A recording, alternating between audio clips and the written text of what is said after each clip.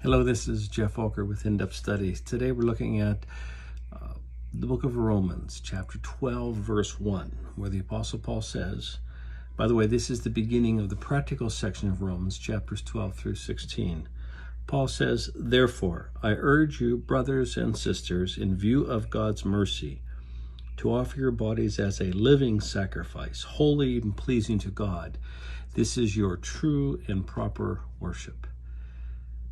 Now, this is, when it says there, in view of God's mercy, he's talking about this amazing salvation that he's just finished describing in the first 11 chapters of Romans and the implications for that. And now in this section, beginning the practical section, he's addressing the issue of worship.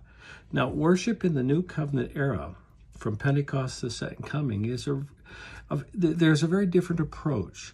There's virtually nothing about the worship service. And we're told in 1 Corinthians 14 about when we come together, everybody has something to bring, to contribute. But beyond that, there's really no emphasis on a worship service. In the New Covenant era, the worship service is the life of the believer. All of life is a worship service. 1 Corinthians 10:31, so whether you eat or drink or whatever you do, do it all for the glory of God.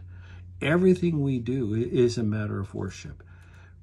And so that's the radicalness of the New Covenant era. There's no emphasis on Sunday morning, but there's a tremendous emphasis is that if you're a real believer in Jesus Christ, you have a new heart, you're this incurable God lover, that the way you live, this is the worship service in the New Covenant era. There's nothing wrong with getting together on Sunday morning, but that is not the emphasis in the New Covenant era.